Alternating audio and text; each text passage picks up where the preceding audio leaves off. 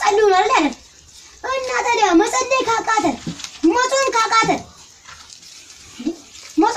መጸለይ ካቃተ እና ምንድነው ለስም ነው ማለት ነው ክርስትናችን ለስም ነው ማለት ነው ማታው ለምልክት ነው ማለት ነው ምንም አያደርግም ጾሙ ብሎ ካልጾመ ጸልዩ ብሎ ካልጸለየ ትእዛዛትን አስቀምጦልናል ትእዛዛችን ከመካከላችን 10 ትእዛዛትን ብንጠየቅ አናውቀው ሳናውቀው ደግሞ ምኑን እንጠብቀዋለን አስቸገረን በአማርኛ ሃይማኖተኛ አይነት ደንቆሮ ይል ባለፈው ነግሬያቸዋለሁ ሃይማኖተኞች ሲበጠበጡ ብያለሁ አሁንም ይበጠበጡ እንግዲህ ጥጋብ አደገኛ ኃጢአት ነው ለሰው ልጆች መጥፋትም ምክንያት ይሆናል የሰው ልጅ ባጠፋ ጊዜና በጠገበ ጊዜ ነው በንፍር ውሃ የተቀጣው በዘመናችን የጠገቡ ሰዎችስ የሉብንም ስለሱም እንመለከታለን ሰው እንዴት ነው በህዝብ ገንዘብ ተቀየረ ላለቀየር ነው እንዴ አዳራሽ ብቻ ነው እንደሚቀየር ሲጀመር እንደው ምን እንገር አዳራሹ በላይ እንደው መጀመሪያ እኔ ነኝ ማማር ያለብኝ እኒህ ማማር አለብኝ የሚሉት ሰው ፓስፖርት ያድላሉ ገንዘብ አስከፍለው የሚያድሉት ፓስፖርት የመንግስተ ሰማያት ፓስፖርት የሚል ስያሜ ያለው ነው ይህንን ፓስፖርት አድሎ ገንዘብ ለማግኘት የሚያስችላቸውን ማዕረግም ለራሳቸው ሰጥተዋል አምባሳደር ነኝ ይላሉ ራሳቸውን የሚጠሩትም ነብይ አምባሳደር በሚል ድርብርብ ማዕረግ የኢትዮጵያ ኦርቶዶክስ ተዋሕዶ ቤተክርስቲያናችን ልማዳዊ አምልኮ በፍጹም የላትም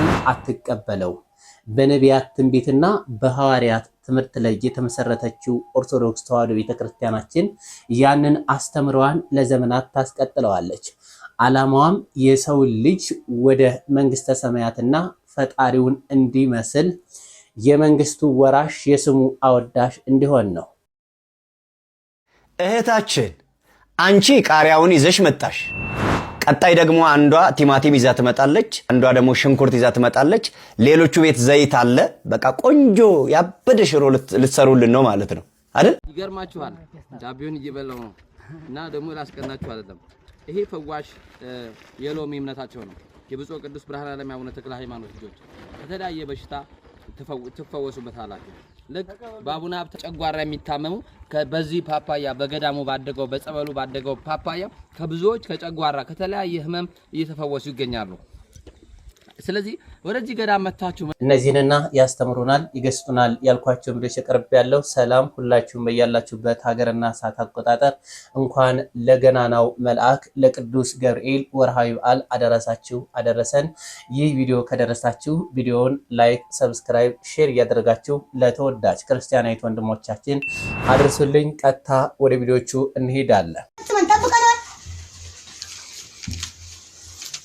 ጧት ራሱ አቡነ ዘበሰማያት ማለት ያቃተን ሰዎች ተነስተን ወጥተን እኔ በትእዛዝ ነው ወረደው እኔ እንደዚህ አድርጌያለሁ ማለት ይከብዳል አንደኛው ትእዛዝ ምንድነው ጸልዩ ነው ማለት አይደል እና ታዲያ መጸለይ ካቃተ መጾም ካቃተ መጸለይ ካቃተ እና ምንድነው ለስም ነው ማለት ነው ክርስትናችን ለስም ነው ማለት ነው ማታው ለምልክት ነው ማለት ነው ምንም አያደርግም ጾሙ ብሎ ካልጾመ ጸልዩ ብሎ ካልጸለየ ትእዛዛትን አስቀምጦልናል ያንን ትእዛዝ ማንፈጽም ነገር ከሆነ 10 ትእዛዛት ተጽፎ ተቀምጧል እነዛን ትእዛዛት ማንፈጽም ነገር ከሆነ ብዛታችን ከመካከላችን 10 ትእዛዛትን ብንጠየቅ አናውቀው ሳናውቀው ደግሞ ምኑን እንጠብቀዋለን አስቸገረን በአማርኛ ብዛታችን ግን ውዳሴ ማርያም የለንም ብዛቱ ማለት ነው ውዳሴ ማርያም ብዛቱ በቤቱ የለውም ግዙ ጸልዩ ያለንበት ጊዜ መከራ ነው ወዳሴ ያለውን ነገር እየሰማችሁ ወዳሴ ያለውን ችግር እየተከሰተ ያለውን ነገር እየሰማችሁ አይደል እንዴ እና እንደዚህ አይነት ሰማዕትነት ቢመጣ ተዘጋጅተናል ወይ ነው ዋናው ጥያቄ እዚህ ጋር ራሳችንን ልናዘጋጅ ያስፈልጋል ማንም ዛሬ ሞታለሁ ነገ ሞታለሁ ብሎ መሞታውን ቀን እናውቃለን አለ የለም አይደለ እሺ እና ታዲያ ለመሞቻችን ስንሞት ለምንገባበት ርስ ለዛ ርስ ራሳችንን እያዘጋጀን ነው ወይ እያበቃን ነው ወይ እየጸለይን ነው ወይ እየጾምን ነው ወይ በርግጥ አሁን ያለንበት ምን ጾም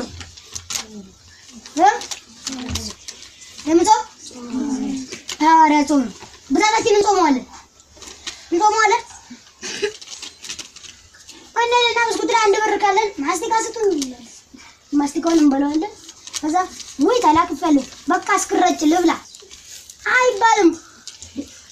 ለምን መጾም ከተባለ እኮ መጾም ነው በቃ። ሲጀመር ከስጋ ብቻ አይደለም መጾም ያለብን፣ ወይም ደግሞ ከእንስሳት ተዋጽኦ ብቻ አይደለም መጾም ያለብን። መጽሐፍ ቅዱስም እኮ ጽፎ ዘግቦ አስቀምጦታል አይደል እንዴ? ምላስ ክፉ ነገር ከማውራት ምን ማለት አለበት? በጾም ጊዜ ምን ማለት አለበት? መጾም አለበት። እሺ የጾሙ ነው ምላሳችን ጾም ላይ ያለው እጅ ከመስረቅ መጾም አለበት። እየጾመ ነው። ውዳሴ አሌክስን ማርያም ድንግል ወላዲተ አምላክ ዘተነ በበለተ ሰኒ ፈቃደ እግዚአብሔር ወላዳም ዙን ያውት ኩዘሊን ወያግብ አበለት ካመንበሩ ሳለን ደሞ ከመምና ታመንግስቲጋ ወልጎን ፍቃዲጋ ከከመ በሰማይ ከማሁ በምድር ስብሳነ ዘለለለ አበናዮ ፍቅርነ አባሰነ ወለበነ ከመንናኒ ይልለነ ኢታባነ እግዚኦ ሰመሱት አላድነነ ወባላነ ለኩሉ ኩይ እስመዚያከ ይደማንግስ አይለ ስባተ እናመሰግናለን። የብርሃናዊው መልአክ ቅዱስ ገብርኤል አብሳሪው ሩህሩሁ ደጉ ለሰው ልጆች ሁሉ ስንለምነው በፍጥነት የሚደርሰው ደጉ መልአክ ዛሬ መታሰቢያው አይደል? እስኪ ትንሽ እንስማ። ሩህሩህ እኮ ነው ገብርኤል። አሁን ፊት ለፊቱ የቆምነው ገብርኤል የኔና የናንተ አማላጅ ገብርኤል ቅዱስ ገብርኤል መልአኩ ገብርኤል ብርሃናዊው መልአክ ጽልመታዊ መልአክ ያልሆነ ጽልመታዊውማ ወድቋል። ቅዱስ ገብርኤል በማን ፊት ነው የሚቆመው? በማን ፊት ነው የሚቆመው? ገብርኤል መልአክ ነው።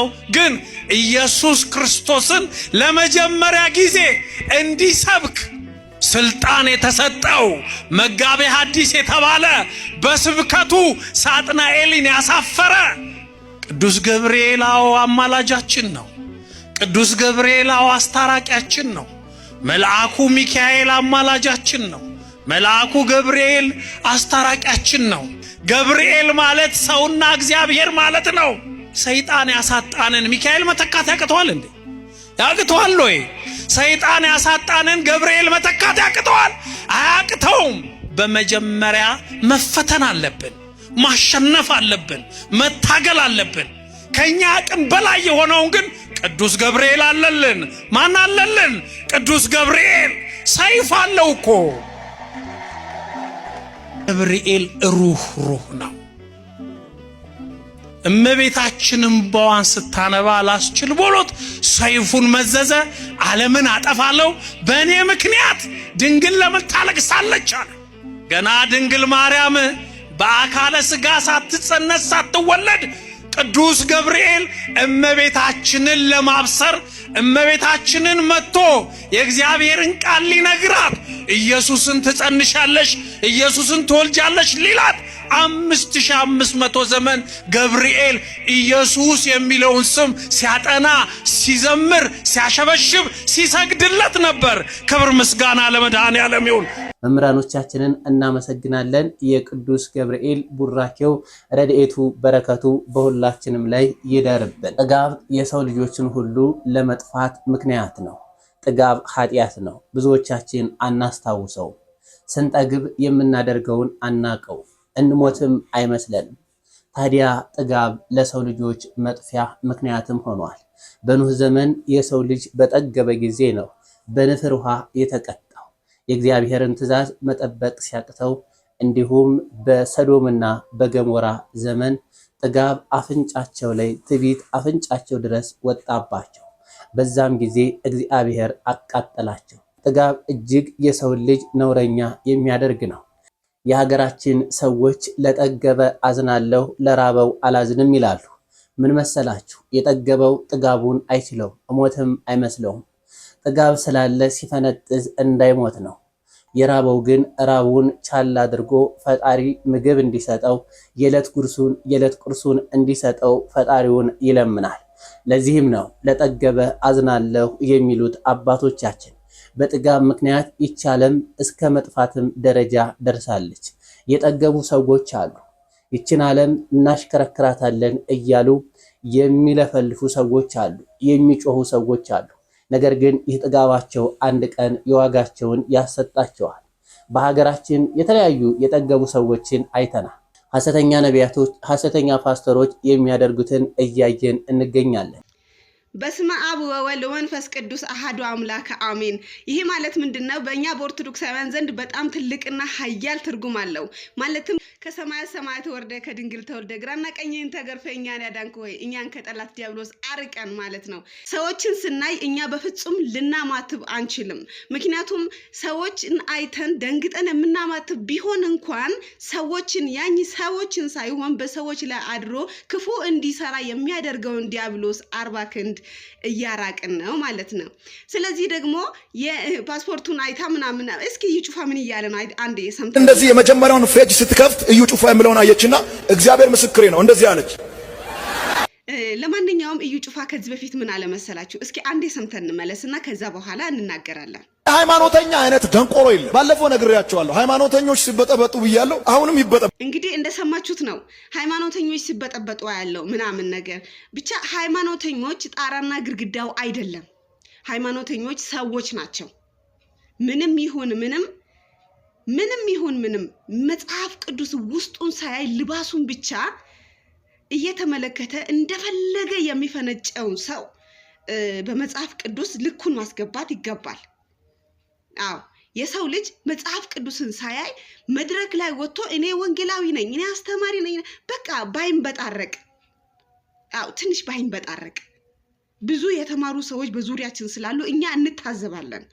ምክንያቱም አዋቂዎች ስር ነው ያለነው፣ እንታዘባለን። ለማንኛውም ለዚህ ንግግሩ መጽሐፍ ቅዱስ እንዲህ ብሎ እሱን ራሱን በገዛ አንደበቱ እሱ የተናገረውን ቃል መልሶ ራሱን ሲናገር እንመለከታለን። የማቴዎስ ወንጌል ምዕራፍ 5 ቁጥር 22 ላይ እንዲህ ይላል፣ እኔ ግን እላችኋለሁ ወንድሙ ላይ የሚቆጣ ሁሉ ፍርድ ይገባዋል፣ ወንድሙንም ጨረቃም የሚለው ሁሉ የሸንጎ ፍርድ ይገባዋል፣ ደንቆሮ የሚለውም ሁሉ የገሃነም እሳት ፍርድ ይገባዋል ይላል። አሁን ደግሞ ፓስፖርት እሰጣችኋለሁ መንግስተ ሰማያት ትገባላችሁ የሚሉ ፓስተሮችም እየተነሱ ይገኛሉ። ሰው እንዴት ነው በህዝብ ገንዘብ ተቀየረ? ላለቀየር ነው እንዴ? አዳራሽ ብቻ ነው እንደሚቀየር? ሲጀመር እንደውም ልንገር፣ ከአዳራሹ በላይ እንደውም መጀመሪያ እኔ ነኝ ማማር ያለብኝ። እኒህ ማማር አለብኝ የሚሉት ሰው ፓስፖርት ያድላሉ። ገንዘብ አስከፍለው የሚያድሉት ፓስፖርት የመንግሥተ ሰማያት ፓስፖርት የሚል ስያሜ ያለው ነው። ይህንን ፓስፖርት አድሎ ገንዘብ ለማግኘት የሚያስችላቸውን ማዕረግም ለራሳቸው ሰጥተዋል። አምባሳደር ነኝ ይላሉ። ራሳቸውን የሚጠሩትም ነብይ አምባሳደር በሚል ድርብርብ ማዕረግ።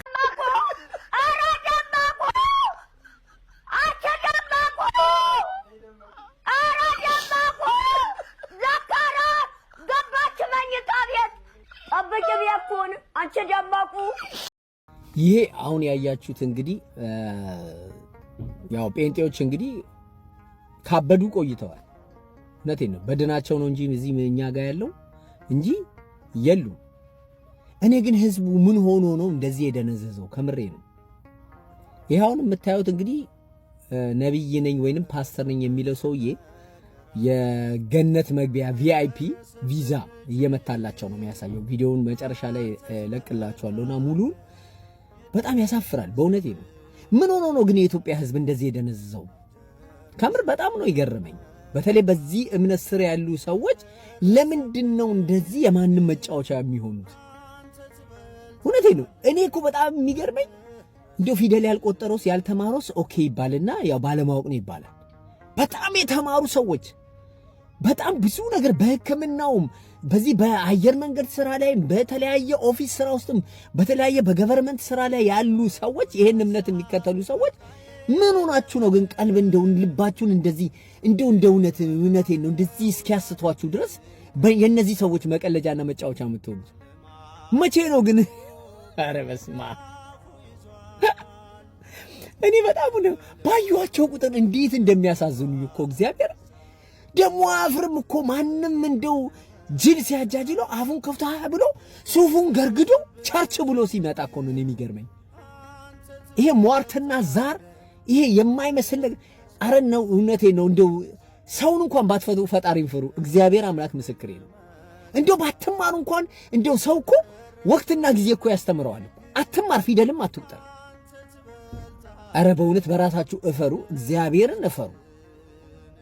ያው በዚህ በሰለጠነ በ21ኛው ክፍለ ዘመን እንደዚህ አይነት እምነት የምታራምዱ ሰዎች አረ እግዚአብሔርን እውነቴን ነው። ሰው እንኳን የሚያውቃችሁ ሰው ጓደኞቻችሁ፣ ጎረቤቶቻችሁ ሲያዩዋችሁ እንኳን እንዲህ አይነት ሲያስደርግ እንዲህ አይነት ቦታ እኮ እንዲህ ቪዛ ያስመታው እኮ ነው እንዲህ ያደረገው እኮ ነው ተብሎ እንደው ሰው እንኳን ሲጠቋቀሙባችሁ እንኳን ምንም ሼም እንኳን ማፈር የሚባል ነገር የለም። አረ ያሳፍራል፣ በእውነት ያሳፍራል። እግዚአብሔር አምላክ ምስክሬ ነው። እኔ አፍራለሁ። እኔ ይሄንን እምነት ነው ብዬ እንደዚህ አይነት ነገር ውስጥ አልገባም።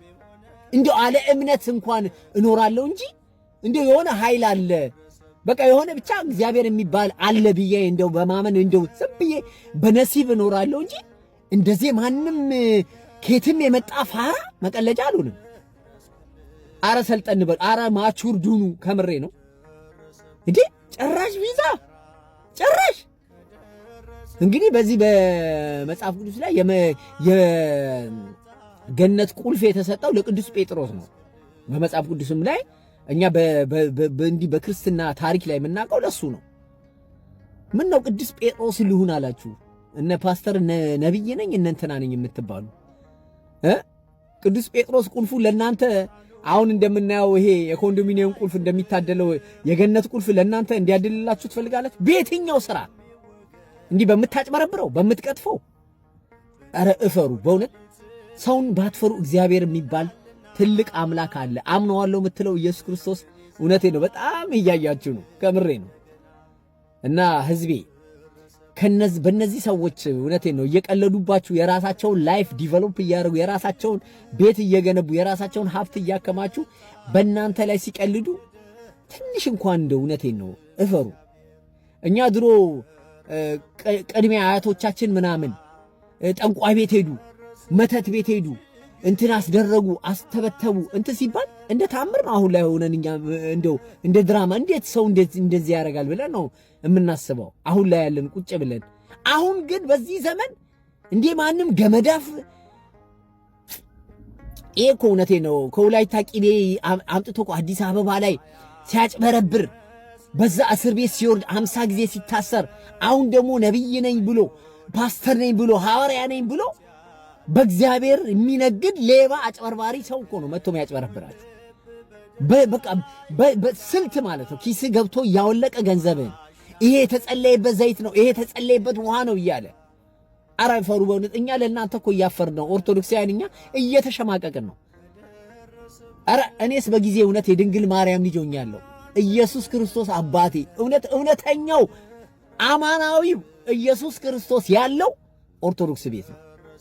እውነቴ ነው ኦርቶዶክሳውያን፣ ሁሌም እንደምለው እንኳንም ኦርቶዶክሳዊ ሆንኩ በሉ እና ግን አለ ሁላችንም ጸሎታችን ሊሆን የሚገባው ትዕቢተኛ እንዳንሆን፣ ጥጋበኛ እንዳንሆን፣ ሰውን እንዳንበድል እግዚአብሔር የሚፈቅደውንና እግዚአብሔር ያዘዘንን ትእዛዛት እንድንፈጽም ይርዳል።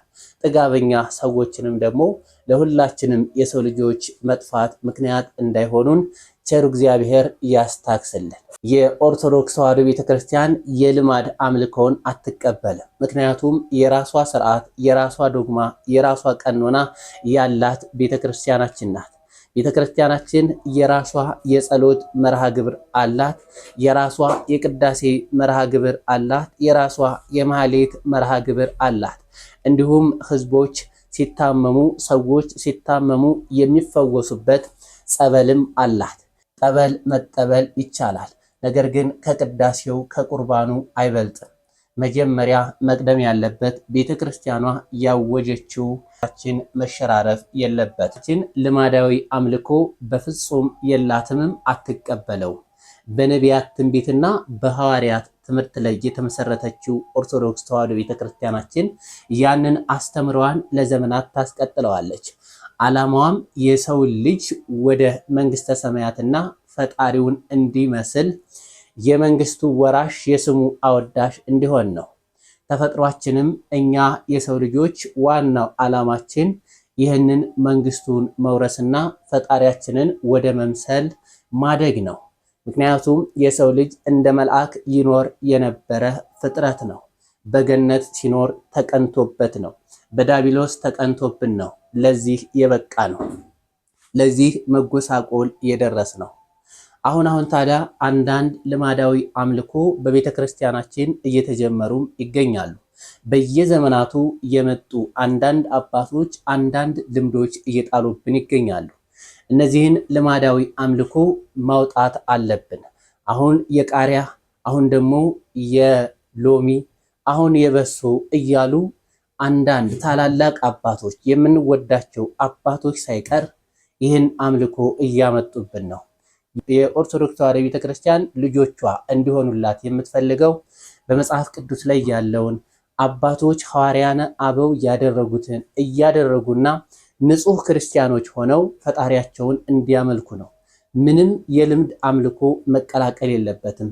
ጌታችን መድኃኒታችን ኢየሱስ ክርስቶስም እኮ መጥቶ ለሰው ልጆች ሁሉ በምድር ያስተማረው ከልማድ አምልኮ እንድንወጣ ነው። እንደ ቀደሙት አባቶች በጨረቃ በፀሐይ ከሚያመልኩት እንድንሻል ነው። ታዲያ በአሁኑ ሰዓትስ የሎሚ አምልኮ የበሶ አምልኮ ከየት አመጣ ነው? ህዝቡ ከተለማመደ በኋላ ከልምዱ እንዲወጣ ማድረግ እጅግ ከባድ ነው። እግዚአብሔር ለሰው ልጆች ሁሉ ነው የመጣው፣ ላመነውም ላላመነውም ለሁሉም። በመጠበቅ ደረጃ ሁላችንም ይጠብቀናል። የሎሚ እምነት ካልተቀበል ሊያመን ይችላል። የቃሪያ እምነት ካልተቀበል ሊያመን ይችላል። እንደዚህ ካላደረግን ሊያመን ይችላል ወደ ማለት ልንመጣ እንችላለን። እንደውም አንዳንዶችም እኮ አለን ዛሬ ካልጸለይኩ ሊያመኝ ይችላል፣ እንደዚህ ካላደረግኩ ሊያመኝ ይችላል። ልምድ ማድረግ የለብንም። በማዳን ደረጃ እግዚአብሔር ሁሉንም የሰው ልጅ ያድናል፣ ይጠብቃል። ዋናው ነገር ግን እኛ ክርስቲያኖች ስንለምን ስንጸልይ በረከት እንድናገኝ የእሱን መንግስት እንድንወርስ ኃጢአታችን እንዲተሰረይልን ይቅር እንዲለን መሆን አለበት። አባቶችም ያስተማሩት ይሄን ነው። የልምድ አምልኮ በፍጹም በኦርቶዶክስ ተዋሕዶ ቤተክርስቲያናችን ውስጥ አይሰራም። እስኪ መምህራኖቻችን ያስተማሩትን ትምህርት እንከታተል። እህታችን አንቺ ቃሪያውን ይዘሽ መጣሽ። ቀጣይ ደግሞ አንዷ ቲማቲም ይዛ ትመጣለች፣ አንዷ ደግሞ ሽንኩርት ይዛ ትመጣለች። ሌሎቹ ቤት ዘይት አለ። በቃ ቆንጆ ያበደ ሽሮ ልትሰሩልን ነው ማለት ነው አይደል? ይሄ ነው ዓላማችሁ አይደል? ይሄንን ቪዲዮ ጉልበት እንዲኖረው ለበጣም ብዙ ሰው ሼር ኮፒ ሊንክ አድርጉና አድርሱልኝ። ምክንያቱም አንዳንድ ያልበላቸውን የሚያኩ ሰዎች ያልበላቸው ቦታ የሚያኩ ሰዎች ይሄ ኦርቶዶክስ ቃሪያ ጀመረች፣ ኦርቶዶክስ ደግሞ ቃሪያ ያድናል ማለት ጀመረች እያሉ ደግሞ አሁን እዚህ ሚዲያ ላይ ያራገቡ ያሉ ሰዎች ጋር እንዲደርስ እባካችሁ ሼር ኮፒ ሊንክ ዱት ሪፖስት አድርጉልኝ።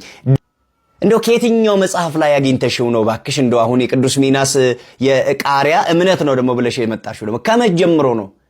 እሺ ይሄ ቃሪያ አሁን ሰው ልክ እንደ ጸበሉ ምግብ ሳይበላ ነው የሚበላው ቃሪያውን። ጸበል በቅዱሳን ስም በመላእክት ስም የተሰየመውን ጸበል በባዶ ሆዳችን እንጠጣለን፣ እንጸበላለን፣ እንፈወሳለን ከደዌያችን። እሺ ቃሪያውንስ አሁን በባዶ ሆዳችን ነው ደግሞ ምን በላው?